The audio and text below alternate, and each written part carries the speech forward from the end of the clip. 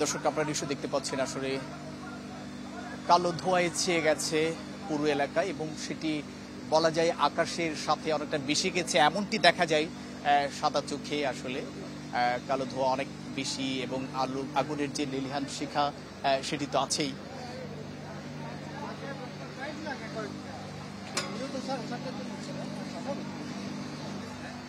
আমরা একটু কথা বলতে চাই চট্টগ্রামের সিনিয়র সাংবাদিক এবং তিনি এনটিভির স্পেশাল রিপোর্টার কিংবা বিশেষ প্রতিনিধি যেটাই বলি না কেন শামসুল হক হায়দরি।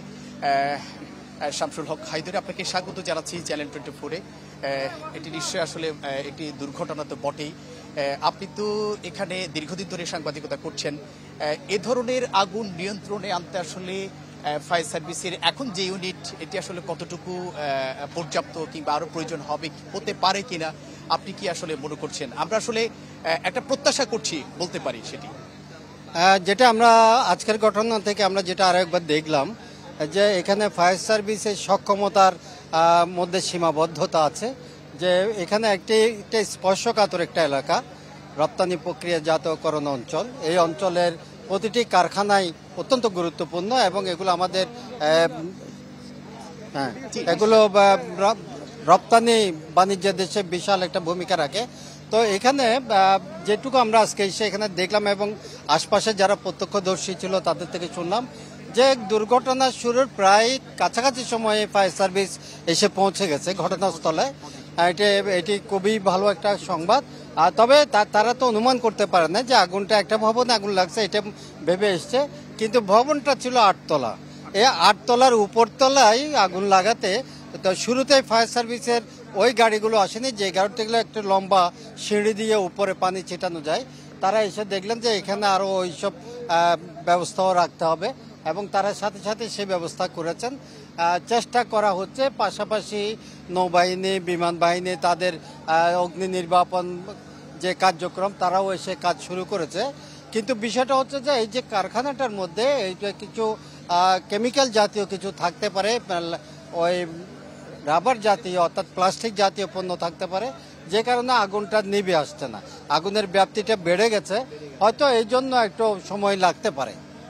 আসলে আমরা সময় যত বাড়াচ্ছি দেখছি আগুনের লেলিহান শিখে কিন্তু বাড়ছে এবং কালো ধোঁয়ায় কিন্তু আচ্ছন্ন হয়ে গেছে সেমনটি আমরা দেখতে পাচ্ছি। তবে হ্যাঁ, শামসুল হক হায়দরি, একটা বিষয় কিন্তু আসলে ভালো খবর যে এখানে এখনো পর্যন্ত কোনো ধরনের যে অর্থাৎ হতাহতের কোনো খবর কিন্তু আমরা পাইনি। এটা নিশ্চয়ই একটা ভালো দিক।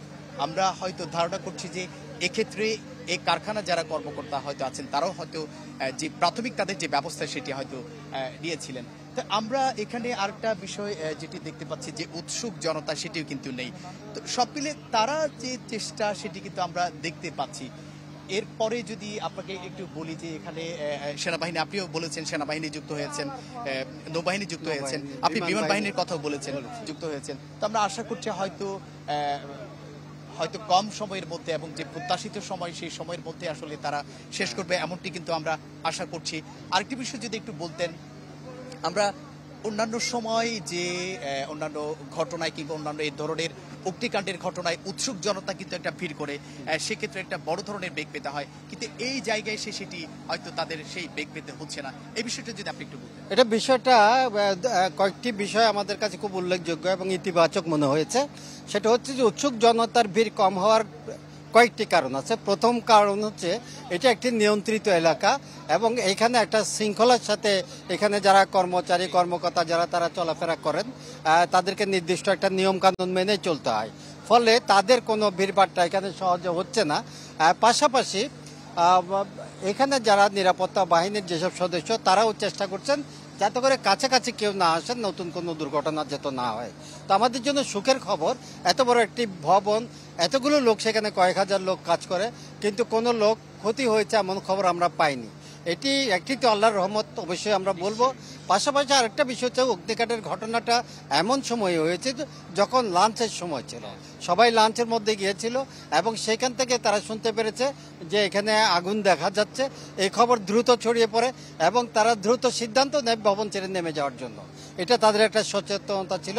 সম্ভবত এই ইপিজেড এলাকার প্রত্যেক কারখানায় এটা থাকবে। যারা যারা যে কোনো দুর্ঘটনা মোকাবেলায় তারা প্রাথমিকভাবে কী কী উদ্যোগগুলো নিতে পারেন।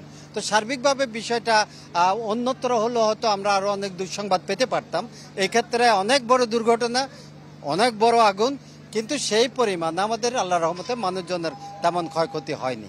আচ্ছা, আরেকটা বিষয় সবশেষ জানতে চাবো, সেটি হচ্ছে যে আমরা প্রাথমিকভাবে তথ্য পেয়েছি এখানে যারা অবস্থান করছিলেন তাদেরকে নিরাপদে সরিয়ে নেওয়া হয়েছে। এ বিষয়ে আপনি কোনো তথ্য পেয়েছেন কিনা? হ্যাঁ, ওদেরকে যখনই একজন দুজন থেকে কয়েক কানে গেছে যে আগুন দেখা গেছে, এখানে ভবনে যারা ছিল তারাও জানতো না যে এখানে কোনো একটা জায়গায় আগুন, 8 তলার একটা কর্নারে আগুন।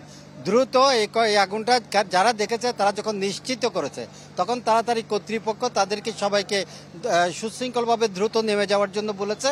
তারপরও নামার সময় হুড়হুড়ি স্বাভাবিকত হয়, একজন আহত হয়েছে বলে আমরা শুনেছি। বড় কোনো দুর্ঘটনা এখানে ঘটেনি।